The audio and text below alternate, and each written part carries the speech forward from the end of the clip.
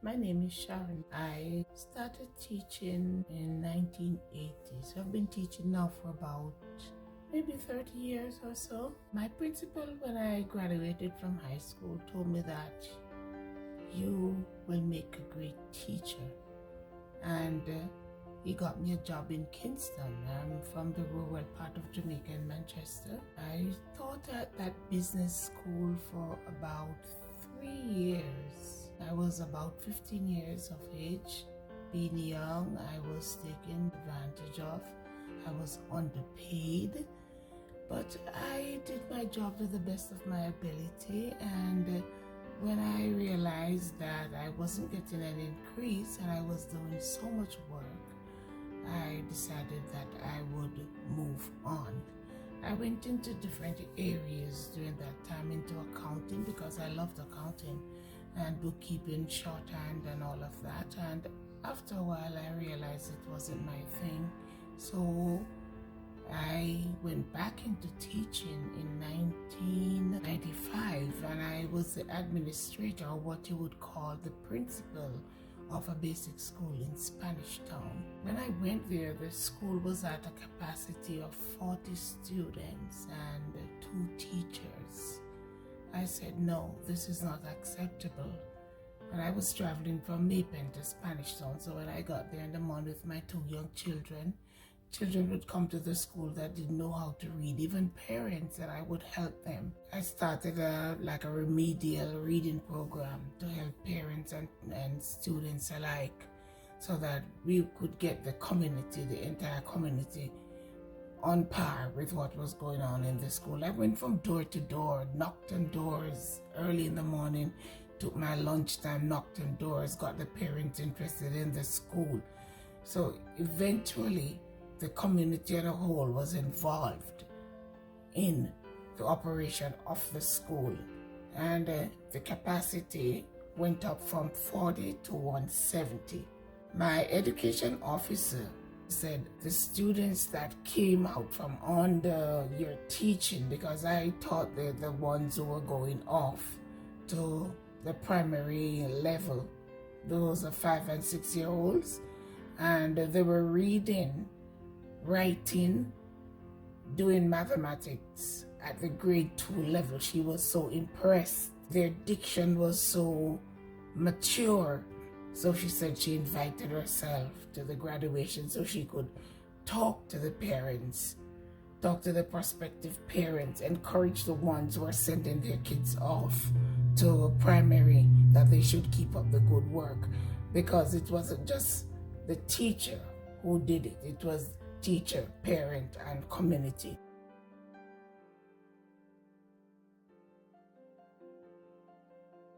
From there, I went to a prep school in Kingston, and I stayed there for 15 years.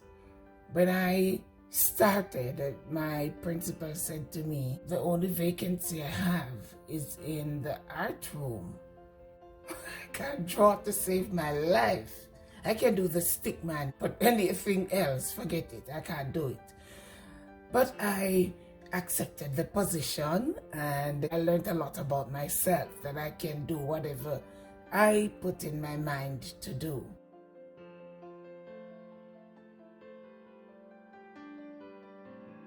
From there, I was placed in preschool as a preschool teacher for just a 3-month spell. And that 3 months turned into 6 months, and 6 months turned into a year, and a year turned into 2 years, and 2 years turned into 3, because the parents kept asking for me to be there to teach their friend's child, or they said that they have another child coming in, and they kept requesting for the principal to have me there. And I was taken aback and humbled. During my tenure there, I obtained my bachelor's degree in early childhood education, and I was looking to do great things, do great exploits, to continue.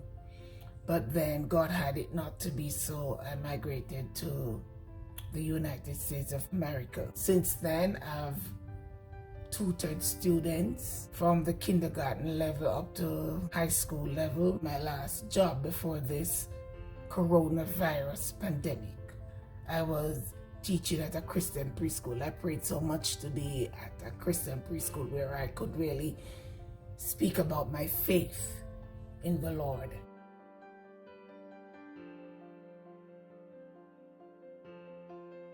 I know I could make a difference in every child's life, in their physical, mental, spiritual being.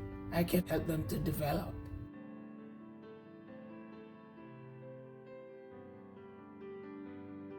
I knew that when I went into teaching, that the salary was very low. And it's not just in Jamaica or America, it's right around the world. It's like a bad disease. People don't recognize the help that teachers offer to society.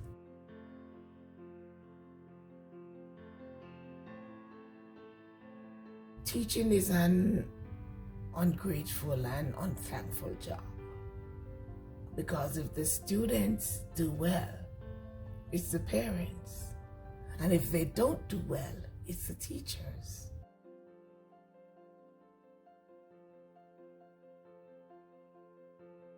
I would love for parents to change the societal narrative that their child, because of the environment that they were brought up in, they can't come to anything. My experience in the classroom exposed me to students who come to school from various backgrounds with a willing desire to learn, to know more, to achieve. You should not limit a child to this high or this high. Let the child explore. The world is theirs. Let them explore. Always give them encouragement to explore and empower themselves. Believe in your children.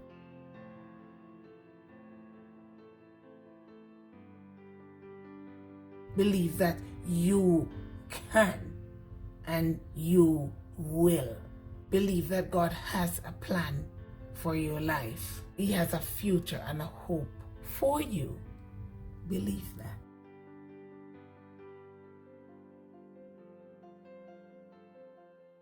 First, I would change how lesson plans are tailored.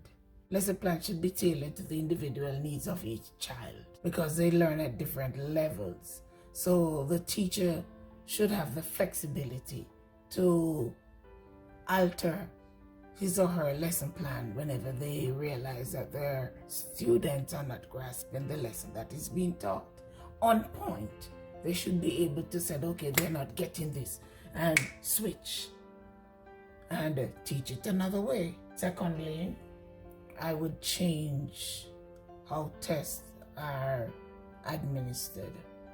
You don't need a lot of tests to prove that the child is learning. When a concept is taught, you will give maybe about 2 or 3 problems for your students to solve. That's your testing right there. And you keep a running record of the child's progress, so that at the end of the year, you don't have this big long test, because that's just frustrating to the poor child or children. So at the beginning of each school term, every school should be on the same level. First or second day of school, a diagnostic test to measure where the students are. And then during the term, you go to your benchmark tests. After each concept that is taught, test. And it's not a long thing that the poor child can't finish and sweating and going home and getting nervous because tomorrow is test day. No, do it right after, so the child doesn't have to develop a fear.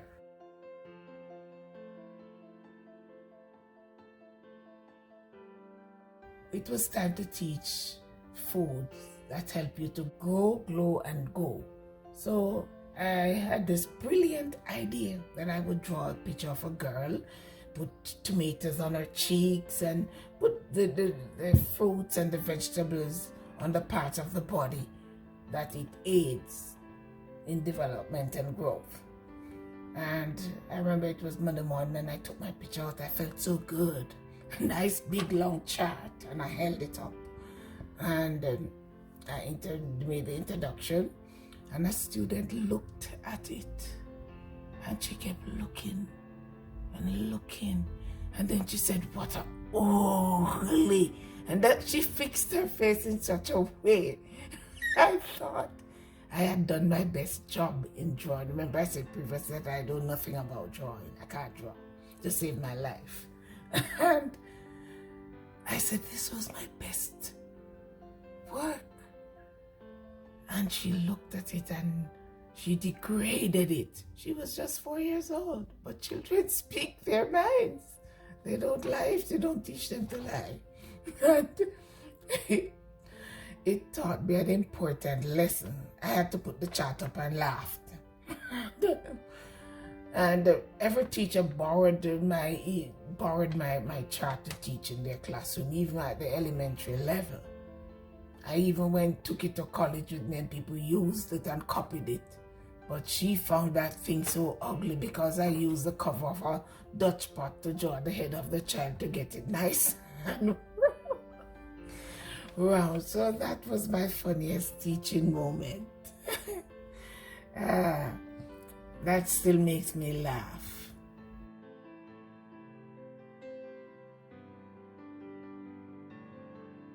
The last year of common entrance at the prep school where I was, they took all the students who they thought wouldn't have made it or couldn't keep up then with the other 3 grade 5 and 6 classes. It was a mixture, but they were all old because you could take common entrance at age 13 and that was the cutoff. And they said because I'm patient, then I can bring them up to speed. They said some of them might pass, some of them won't. And I realized they said the boy could not read. The test questions would be right there with the answers and he wouldn't be able to copy it because he don't know what is what. And my heart hurt, and I said, I have to help this little boy. And I prayed and prayed and prayed, and I tried and tried and tried. And every day, every break time, every lunch time, he's have a little lunch and he's back because he was eager, because he knew he had to pass the exam. And children would tease him because they know he couldn't read at grade 5. And thank God, he was able to read.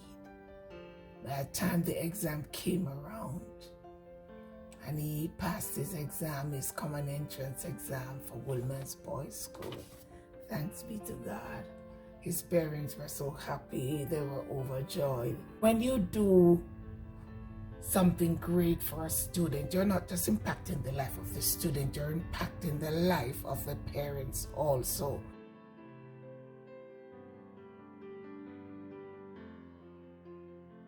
I believe in putting God first at all times.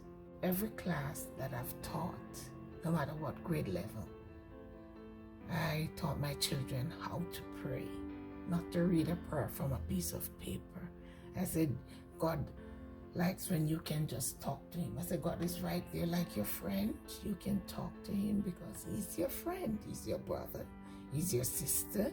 Just talk to him. Say what you would say to me to him, and he will understand. Ask him to help you, especially when you have a test to do. Once you study and you ask him to help you, you're going to succeed. And that principle was applied, and the teachers were usually appalled. My colleagues said, how you get such to be hitting 90s? Thank God it wasn't me who was marking the papers. Another teacher from another grade would mark your test papers and you would do the same. And you're not the teacher in there invigilating them, so nobody can say I tell them anything or help them in any way. But I put my kids before God and we pray. We don't go out at lunchtime and get into fights and all sorts of funny things. My kids will play then, and half an hour after, you see, they grab the book. So, test coming up, let me revise. And they know how to pray. They have never, none of my classes started an exam or test, as we say, before praying. And even sometimes when late catch me after revision and I running out, they say, Miss, we never pray. And I said, no, man, you all can do your praying because I have to go to the next room and the teacher is waiting. They said, Miss, just stand at the door, and one of them would pray. And that left a mark, an indelible mark on my mind, that teachers have a very important role to play in the life of their student. The teacher is a facilitator, the nurse, the mother, the father, the doctor. Teacher is everything in that classroom, the lawyer and the teacher, shoulder to cry on. So we have to take our job very seriously. And that's why we have to put God first, because it is only through him, when we put him first, he will give us the knowledge that we need to understand the students that we get each year and the impact that we will leave with them of who they are now and who they will be in the future. With God, we can do everything. And as we plan to go back, maybe into the classroom in this time of pandemic, let us put God first, ask him for protection for both ourselves, our children, their parents, and our families.